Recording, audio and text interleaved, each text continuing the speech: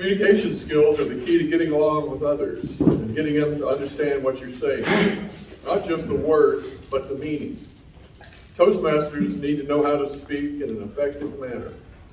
This means thinking about what you're saying, and to whom you're saying it. Please welcome our fourth speaker, distinguished Toastmaster, Carson Shaffer, with his speech, "You Said What?"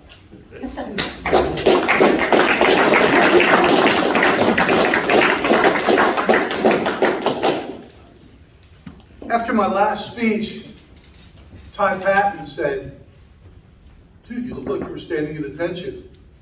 And I have to admit, the little voice in my head said, "Everybody's looking at you, stand up straight." And when you tell a military guy stand up straight, quickly behind that, stand at attention. Oh, I know how to do that. So I didn't want to stand at attention this time. My fellow Toastmasters and guests, I want to talk a little bit about speech writing. I want to talk about organization, use humor, some do's and don'ts, vidya, a little bit about what to do. First thing is a rule of threes. If you notice, when you watch anything in the media, it all comes in threes.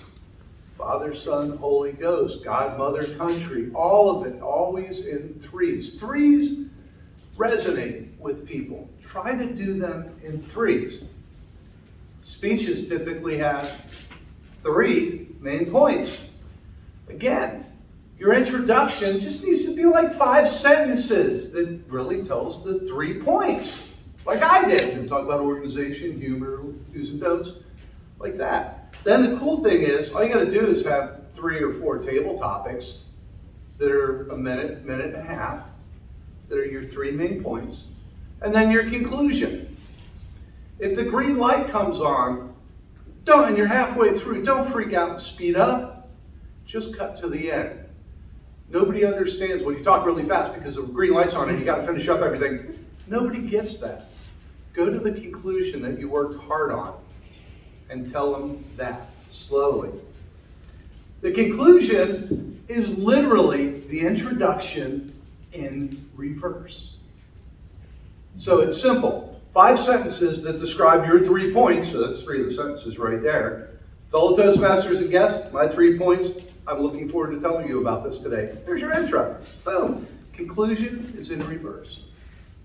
Humor. Humor. It's critical. I've used humor in engineering presentations and it actually worked. But Carson, I can't write humor. Oh, it's hard. It really is. So we all had a buddy, Carl Ryder. If you don't have a copy of Carl's book, Bomb-Proof Humor, see me, I've got a box of them. Carl's thing was you make 2 lists. This is how you write humor. A list of good things that you like about whatever it is, and a list of bad things that you don't like about it. Say you had a 68 VW. You write down all the good stuff, and you write down all the bad stuff. Take 2 things from the good list, and 1 from the bad. It's called 1, 2, funny. I had this 68 VW, it got great mileage, people thought it was cool, and it sounded like you were rolling a can of nuts and bolts down the road when you drove. 1, 2, funny. See, if that was actually good, you would have laughed. And that's how you get a follow-up laugh when you didn't get one. Okay. I have an awful truth. Funny beats good. I gave one of the best speeches I've ever given. Carmelo beat me because he made all of you people sing American Pie. And it was a funny speech. It had great stuff in it. It was this deep. Mine was this deep, but it's possibly the best speech ever given here. You guys didn't recognize that fact. Maybe you do now. And I asked a friend of mine afterwards, what happened? And he said, oh, we know how much you cared about your son, but you didn't make us care. And Carmelo had the whole club singing American Pie. Guess who won? Yeah. Funny beats good. So Carl would tell you, write a good speech that's funny.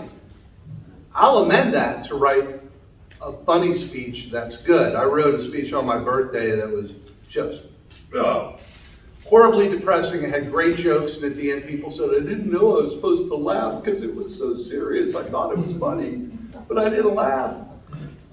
Don't want to do that. Funny beats good. Humor will save you. Okay. Next thing, numbers. Don't use numbers. They're confusing to people. Now, if you're an accountant giving a technical accounting presentation, sure, you're going to use numbers.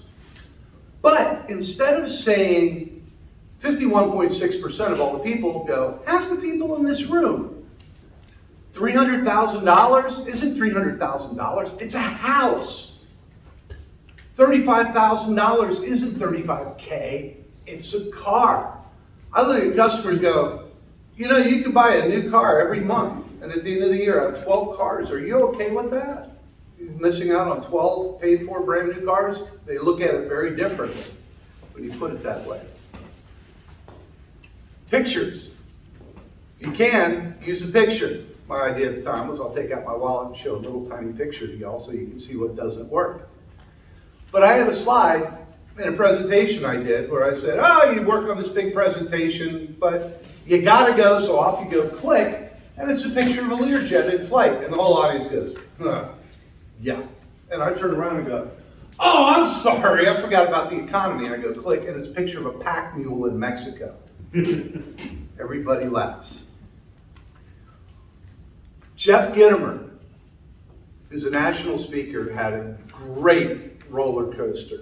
Map it. Gitomer stands up, opening line. I lost my mother when I was 9. And then he takes a drink of his coffee and he plays with the projector and you go, yeah, it's a rough world we all ever crossed to bear, but you know, if you lost your mom, if I lost my mom. Oh man! And then he looks out at the audience and says, but the supermarket broadcast a lost child alert, she came and got me. To the bottom, and then right back up to the top. That's how you get it. Video is your best friend. It will show you everything you need to work on. And when you watch your first video of yourself, it becomes your worst enemy. I'll leave you with punctuation. A woman without her man is nothing. With punctuation, it becomes a woman. Without her, man is nothing. Mr. Toastmaster.